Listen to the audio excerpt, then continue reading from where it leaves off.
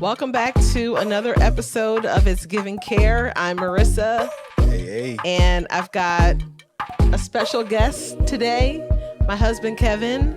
And we are going to talk about caregiving in marriage. Let's go. Let's go. Thanks for having me. I appreciate it. You have a very nice set. Wow. This is amazing. Is this props to you? I don't know. Is it? This is just really, I'm just in awe of what you've done with the place. It's really great. This is in our house. So we're just in a spot in our home recording. In all seriousness, just wanted to have a conversation about how we've navigated. We've been married for 14 years. So we've gone through a lot of different things, grown up together since our 20s or whatever. But we've had to navigate a lot of different experiences, especially over the past 3-4 years. Yeah. So we're just going to talk about, a couple questions about what it's been like working together, maybe share some tips for the audience that can really think about how to work in partnership when you're going through challenges. So let's just start there. Let's take it back real quick, not long. Okay. When we go back about 3.5, almost 4 years ago, before Brielle was born, what did that scene look like, and how did our life change from your standpoint after we had her? Yeah, so having Brielle like almost 4 years ago, that was a crazy, crazy time. Like, didn't really know what to expect. Like, you were on bed rest for a couple weeks in the hospital.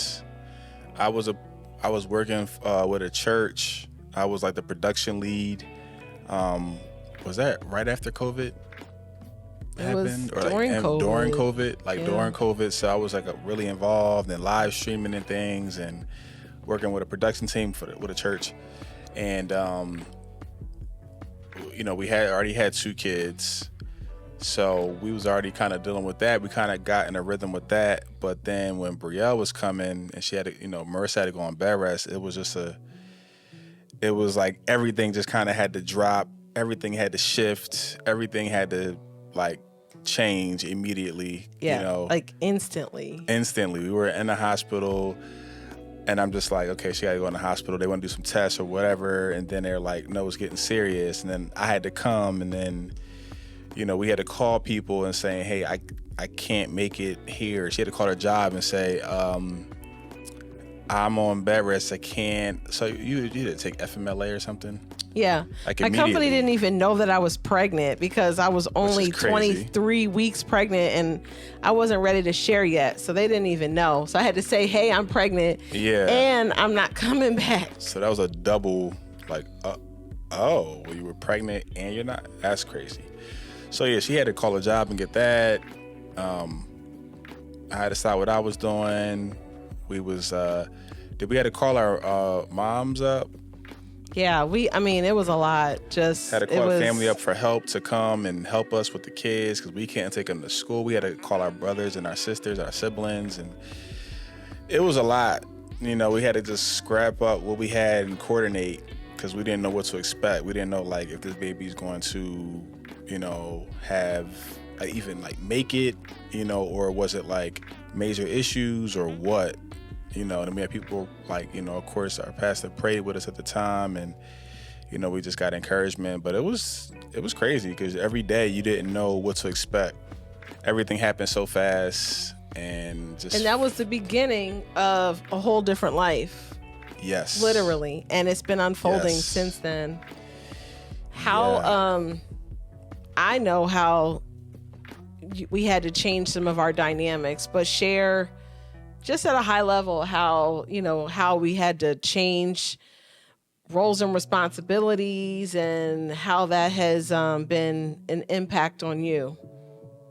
You talking about just where we are kind of now, or at that time, or at that time, and you don't have to take it play by play, but after Brielle is home and we're settled in after 7.5 months, we're settled in at home.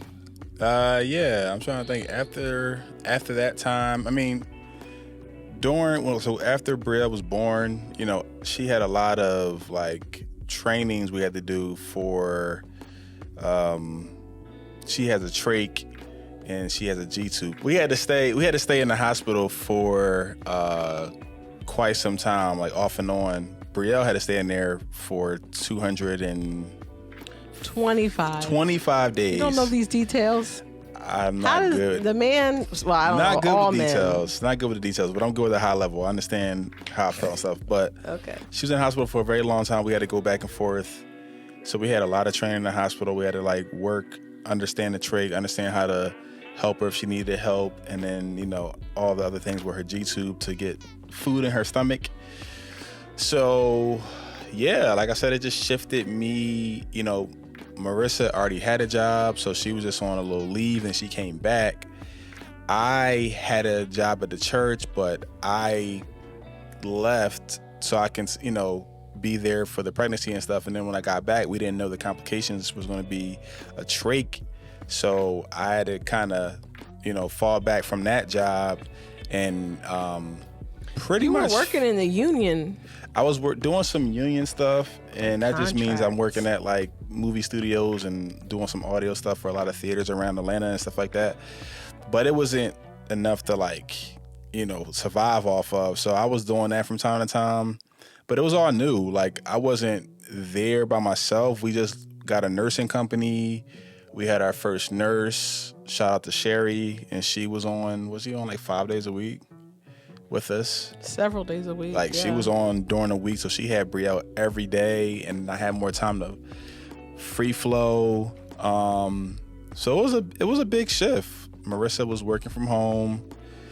I don't even know where you worked at because the office was taken up by Brielle. And where were you at? Like I don't know. I would sit at the kitchen table. I would. Yeah, we didn't have a lot of space in our other house to have different rooms, but she was working.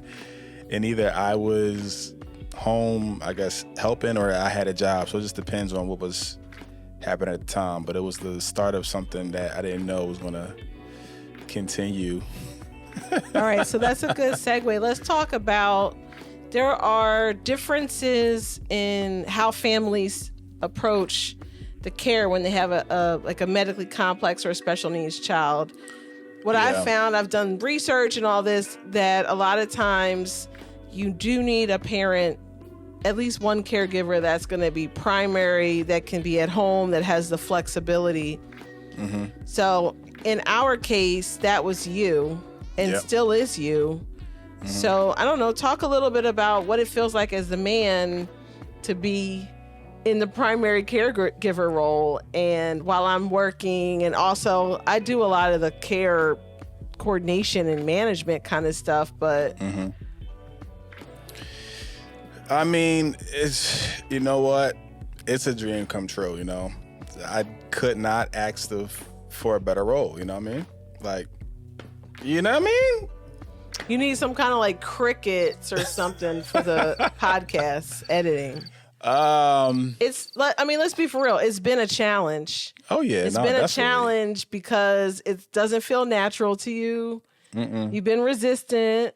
Yep, I've definitely been resistant because it's just been something that it's not. I didn't know I would be in one, and then I had other plans in my head to get higher in what I was doing, and I had opportunities and things like that. I was kind of like climbing this ladder, and I'm like, yo, I can really be good at what I'm doing. But so it's like a daily struggle of like my own desires to what the family needs now, and I feel like, honestly, I'm still dealing with that. I think it's gotten better. I'm embracing some roles more, but I think as a man, I just wanted to be the one that's like providing and like being the one out there killing it. And, she be more so home with the girls and doing the thing like that, the house things. So, it's definitely, it's a shift. It's a mind shift, but, I'm shifting, you know, one thing that now I have to give Pastor Phil a shout out again. We had dinner with them when we were going to the church, and then I was about to like hop on this tour job. I was going to be going and This was before the babies, but it was what he said that stuck with me, and I was about to go on tour and travel and things, and he was just like, Kev, I don't think that's for you right now. I think your currency to the family is not money. Your currency to the family is like your emotional, your emotional steadiness, or it was your presence. Your smile. That's going to be your currency to your family. And I was just like, yeah, I don't want to hear that, but I still want to do what I want to do. So, but now as I'm like years down the line, I'm seeing like, yeah, that's true. Like just being home, really has. I've seen where I'm needed, as far as like the girls' care and transportation, and like our other big kids that need help in areas and different things they're going through as they get older, and just, doing different things around the house. I see how it's needed, and I don't know how, if it was reversed, where would we be? Like, would you be able to like handle everything, or would you be like, Kev, I cannot handle, like. All right, so let's put this out there, right? There are some different family dynamics. There's some people that are doing this thing on their own. So shout out to anybody that's doing the thing. Salute. You're working, you're taking care of your child, you're coordinating their care, all of it. Amazing. Yep. But if the roles were reversed in our situation, I would be taking on more than you, because. Interesting. Tell me more. Double click on that. Because when we think about the way that we divide and conquer today, you do a lot of like the medical appointments, the therapy appointments, some of the day, the care during the day, but not all of it. I still tap in at night and help with baths and care and all that. But I also do all of the calls, all the ordering of supplies, all the doctor connections. Oh, yeah, for sure. All the research. Oh, yeah. But if it was reversed, I would be doing all of what you do plus all of what I do. And you'd be doing. I'll just be out working. Right. I'll be out working and bringing home the bacon. Is the way that a lot of families, if the mom stays home, a lot of times that's the way it plays out, that she's the all in. Yep. And that's not easy either, to do that. It's not. It's really not. And I was only saying, I'm not saying you wouldn't be able to handle the smaller kids, but I'm saying I think at some point just being home for you as a worker and like a corporate thinker and things, I think you would just, at some point you'd be like, I don't like this, or just like, even with the being honest, like just some of the issues you might have with the bigger kids with not different things they got going on right now, it just would be tough. And I think it would take them, so I think, I'm not saying you won't be able to handle it. I just think my personality in this season is I am more, I think, naturally patient than you. Yes. You have, I've you're made working. a lot of improvement. Yeah. I'm not saying you have. I'm just saying, just naturally, I'm just, God give me more patience. I think. But we've never seen me not under a fair amount of pressure. Yeah, I think you work wise. So if I didn't have a job, maybe you'd be different. Anyway, let's not go there. But yeah, so it's definitely like it's been a shift. It's definitely been a shift, and I think we're still trying to get where we're trying to go. Get to. I don't think we've arrived. I don't think we made it. I just think this is what is working right now, because as far as like health insurance and where she already had a job and had to pay. So it was just like, all right, instead of me trying to find something and work, never be home, which is even unhealthy, and work and trying to, make what she's making, and then she's always home and I'm never around. It's like, well, will the reverse be better? Would it be better? I don't think so. So I think right now this is the most wisest spot for us to be in, and we're making some shifts and different things. But like, I think it's the most wisest right now until, there's another change, which I still have a desire to be like, yo, you have an option. Like, if you want to, come through options, or you don't.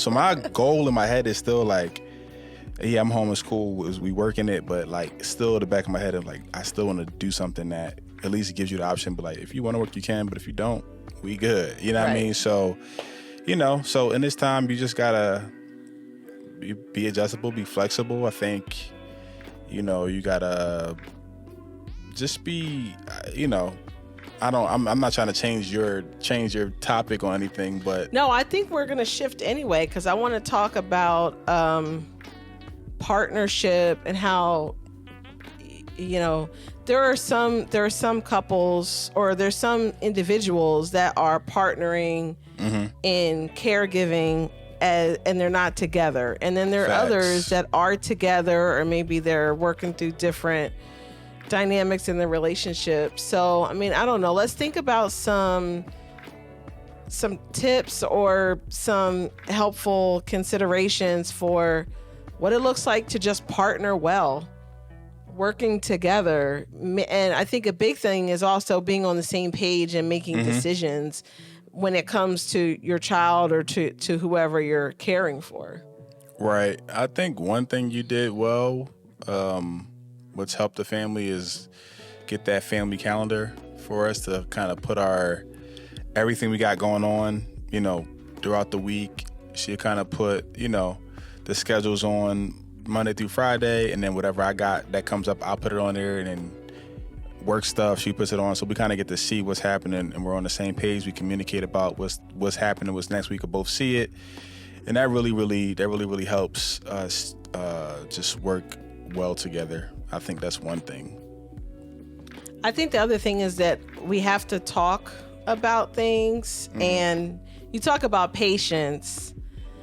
I'm not always the most patient person when it comes to having conversation, especially oh my God, when it comes to working through conflict, because I'm not the person that avoids conflict. Like, I don't mind conflict, but sometimes I'm just like, I just don't want to talk anymore. Like, just leave me alone, kind of thing. She wants to step away, right? But I don't. Yeah.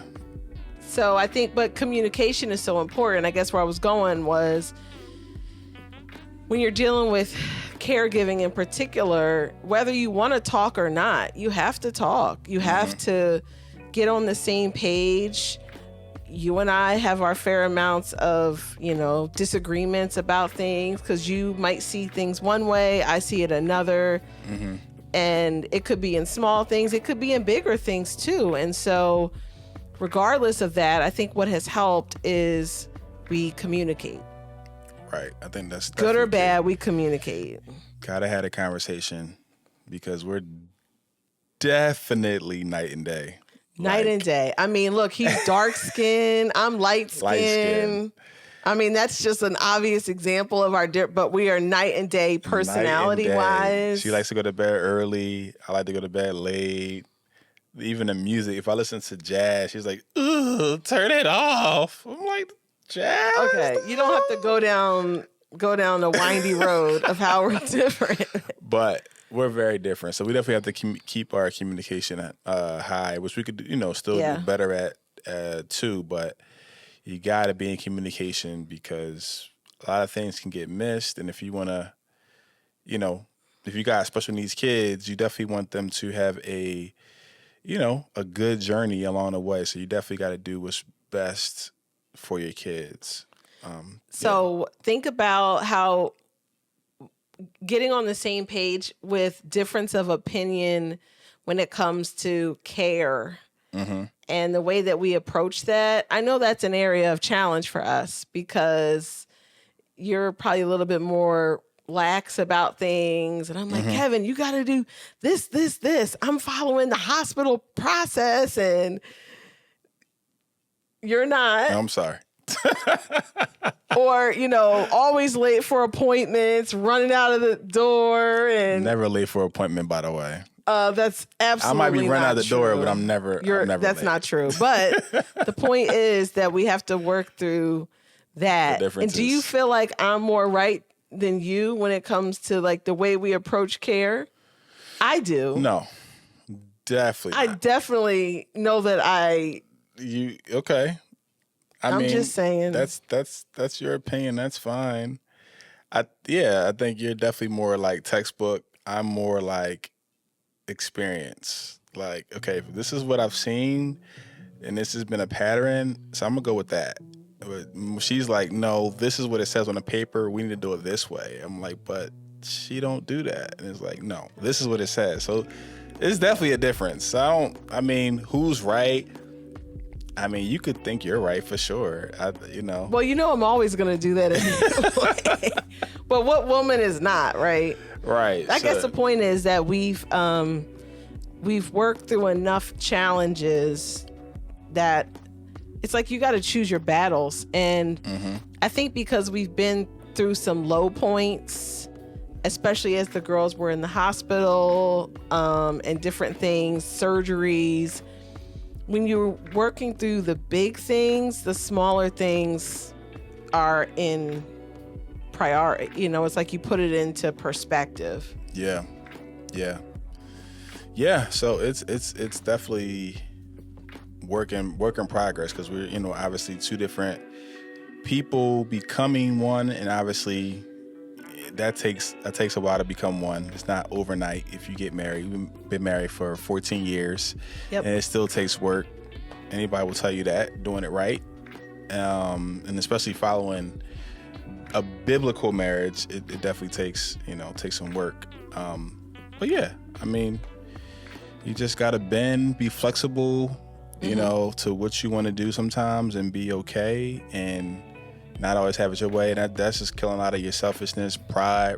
Speaking of me, a lot of things that I'm like, no, I'm doing it. Are you crazy? You know what I mean? Like, just you got to die to a lot of that. So it's definitely you got to die to yourself daily. I want to talk about marriage because a lot of what we've been talking about is just the way that we're functioning in our life. But like when it comes to marriage itself, I think that that's been part of the challenge for us because between the time that it takes for caring for the girls, planning for the girls, I mean, I'm literally sometimes just consumed with thinking about them. I might not even be doing anything with them. I'm just thinking about them and what do they need and all of that. And then the other children who I'm constantly thinking about and doing stuff too, working, household stuff. The marriage part, I admittedly have put on the back burner because of things that feel more important. We don't really go out on dates very often. That's truth. When we do, I'm usually preoccupied. Oh, let me order the kids' equipment. You're right. I'm like, bruh. So, what do you have to say about that? I think we're on different pages. I mean, I think there's no balance to this life. Like, you gotta have the healthy rhythm. You gotta have that. Some things gotta give and take. So there's no like right amount of time, but you definitely gotta. I think you do gotta find time for marriage. I think that's one thing. That's right now we currently are. Having a challenge with just like how to put our marriage, include our marriage, and keep it high, even though these other girls, our girls need high care, and then we got our other two kids that need things as well. So I think it's like the challenge of trying to figure out how to put all those things into perspective. But, as me, I'm always thinking, because I'm home a lot and I'm with them, I'm always trying to think, and I'm always watching podcasts. I'm always like trying to do different things to grow myself. I'm always like, man, I'm seeing like your marriage is really important. Like, you don't want these kids to grow up and you do all this stuff for them, and then when they leave, it's like they take your heart away, and then you looking at the husband or the wife like, okay, who are you? What I do with you now? I don't know I don't have anything left for you. I gave it all to them. Then it's like, okay. So I'm trying to, I'm like, I don't want to be there. I want to like figure out how can we still grow our marriage. Yeah. And maybe not go out every Friday or something, but like have a creative way where we can kind of spend time with each other without the kids and do different things. So I do try to like, plan different things for us to do, and try to make it work. Obviously you got to coordinate that with nurses and things and family, but I do try to think about that, because I know that needs to last. Honestly, if the order was right, it's like the marriage is first, then the kids. So I do understand that, but I do understand too our kids have some special needs going on, so it's like finding that right rhythm. So yeah. Yeah. I think that's great. We'll keep talking about that on the podcast over time, because admittedly, I just find it hard to have the added time and mental space, margin, whatever, to prioritize marriage the way that maybe we did in the past. And it's an area that I want to grow in. It's an area that I do feel like is lacking. In some ways, I felt like there was more grace to circle back on that when we were in a different spot. But who knows? Maybe that's not the right way to think about it, What do you mean? Double click on that. What do you mean? This double click thing is because my job, they say that all the time. But I'm not a double click person. I don't say that term. What was the question? Oh, what do I mean by what I'm saying? Oh, like the grace to circle back. Yeah. Meaning that if there was an area that I could kind of like slack a little bit, that it could be marriage, because these other things feel like more of an immediate priority. And we'll have time.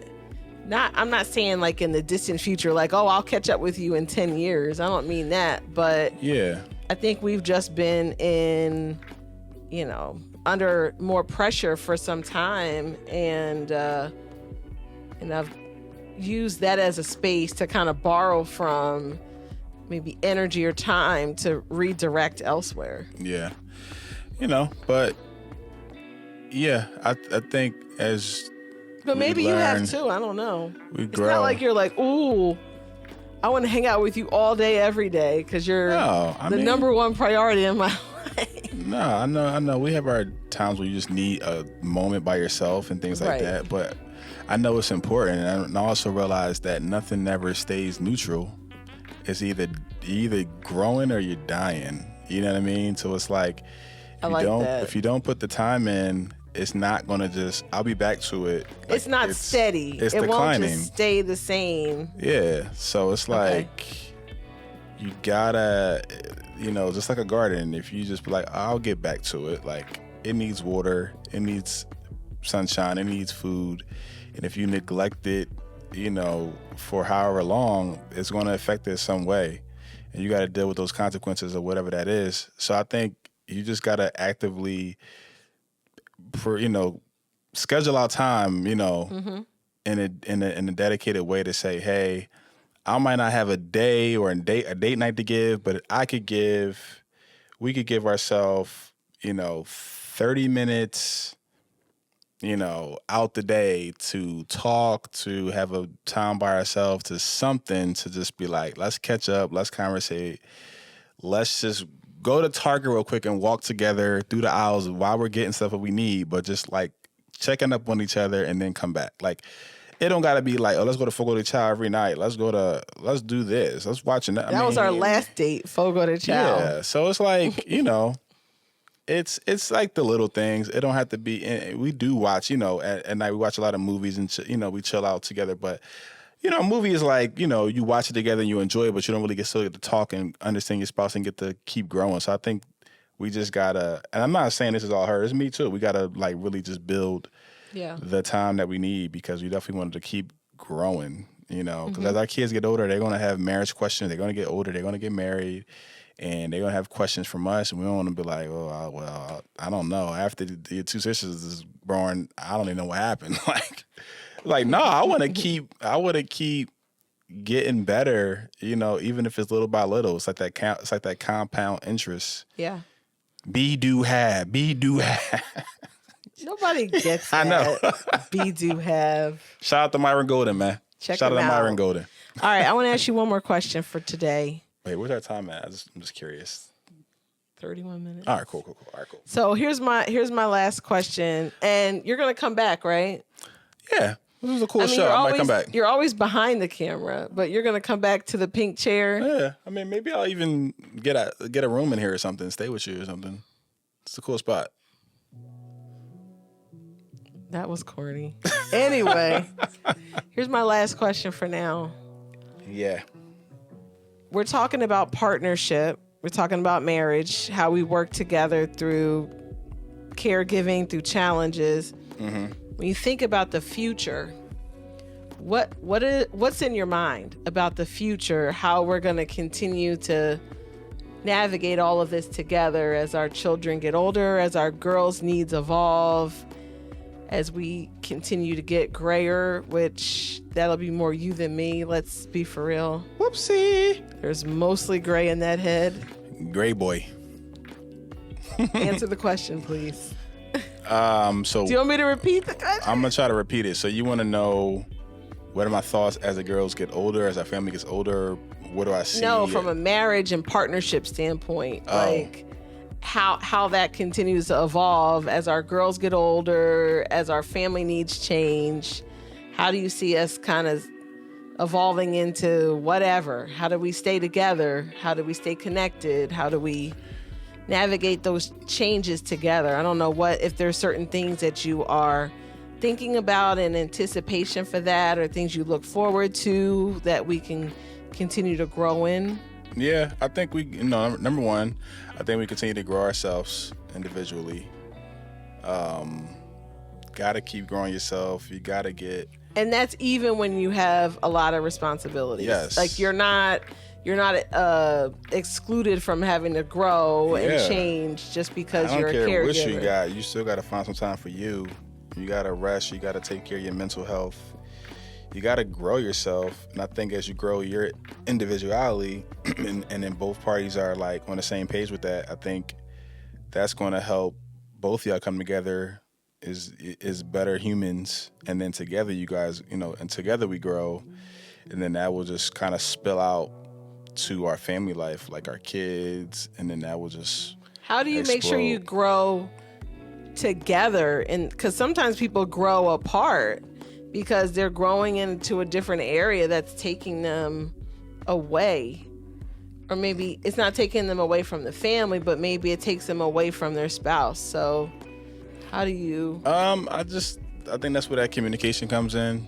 Having like those multiple conversations and just being on the same page. Like, hey, this is where I'm thinking, this is where I'm at. Where are you with this? And you're like, well, I was thinking this. Like, okay, well...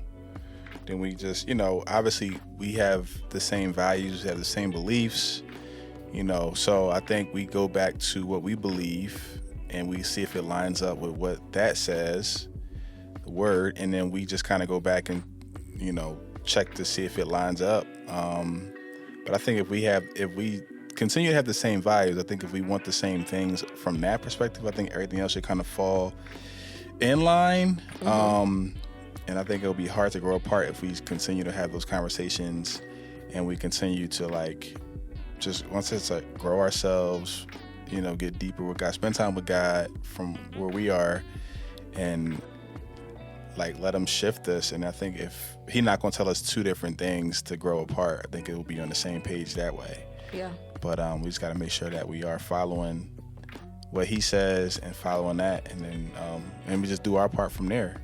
Kind of let him lead. So, yeah, but You got something you want to speak on? Add on to that? No. Oh, I would just add that I think what I appreciate about you is you tend to take a more optimistic perspective.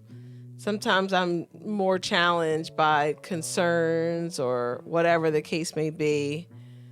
It's like I'm a positive person, but sometimes, like, outlook wise, I might struggle more with how does all that come together and still seeing the positive things that could, result in where we are. Mm-hmm. So I appreciate that about you, and how, where you have a brighter vision for the future, and I'm working to get there. I think in some ways I'm still reconciling with changes, reconciling with what the road has looked like, and the different knocks that we've taken. But I appreciate, how you look at things. Yeah, I think because where I came from, I kind of grew up with that. My mom had she was a whole caregiver to my dad early on because he had an accident. So I've seen my mom do it, and that just gave me like a good blueprint, good example of like how to like really walk in faith.